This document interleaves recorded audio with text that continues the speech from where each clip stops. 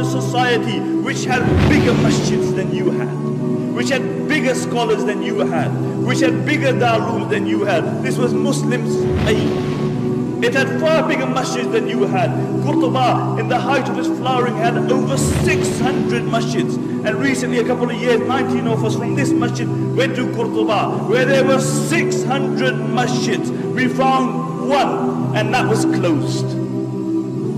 Why? What happened? Because these were people who forgot Allah, and Allah made them forget themselves. And you look at the scholars of Spain. Who were the scholars of Spain? There were the likes of Ibn Hazm, there were the likes of Imam Qurtubi, there were the likes of Ibn Abdul Barr, there were the thinkers like Ibn Sina, Ibn Rushd. These were people who were the backbone of Islamic learning. There were no greater scholars than these in the history of Islam. And Andalus, Spain, was built on the model of Medina. And as long as their focus remained on Medina, they flourished. But when their focus turned toward the dunya, then that same progressive society sank. Because the Muslims were not created for the dunya. The Muslims were not created for the dunya. The Muslims were created for the hereafter. We are Abdullah. We are the slaves of Allah subhanahu wa ta'ala. And the highest status that we can reach is that we will remain the slaves of Allah subhanahu wa ta'ala. This very society, Spain, when their own people, their focus became the dunya, then every single person was concerned about himself. He was concerned about his own kursi.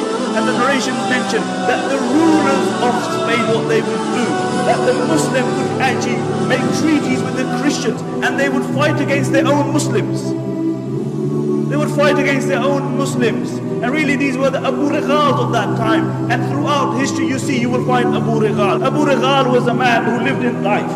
And when Abraha, the Yemeni Christian governor, came to destroy the Kaaba, Abu Righal told him, look, I'll show you where the Kaaba is as long as you give me a few pounds. So Abraha agreed. When Abu Righal reached the outskirts of Makkah, he died. And what the Arabs would do, they would pelt his grave with stones, because he was a man who was ready to sell his religion and his people for $1 and a dime. And until today, the Arabs say, if they see a person of a deceptive nature, they say, Hu Abu Righal. And these were the Abu Righals of that time. And one place after the other fell in Muslim Spain. One place after the other. Until there was only one place left, and that was Granada. And Granada fell 50 years after the rest of Spain. Until Abu Muhammad, he drew a treaty with the Christians on the condition that he would allow them to take over, on the condition that they would not persecute the Muslims, that they would not forcefully convert the Muslims, that they would not remove the Muslims from their posts. And when the Christians came in, the first thing they did, they reneged on their promise. And when they entered the Alhambra Palace, have you seen the Alhambra Palace? Wallahi, when you look at the Alhambra Palace, the eyes marvel at the architecture and artistry.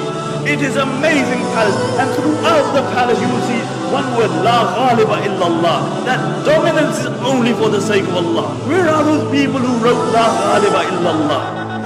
Where are those people?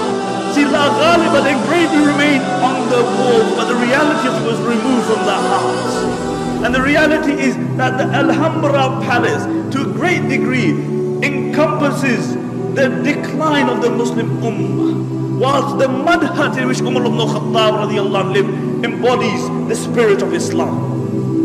And really, when these Christians, they walked into the Alhambra, they found the highest place that they could find, and they erected a crucifix there. And when Abu Muhammad saw this, he began to cry. He began to cry, and his mother rebuked him. She said, why are you crying like a woman when you couldn't defend it like a man?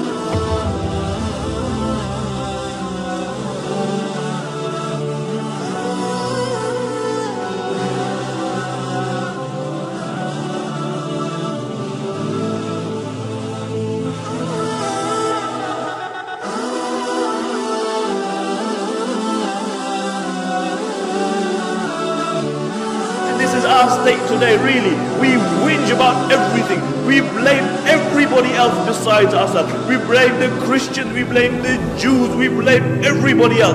But it's one person we don't blame, it's us. We even blame time. The Zamaana Yesa, as the Arabic poet says, it's a Na'ib Zamanan, والعيب فينا وما لزماننا عيب سوانا.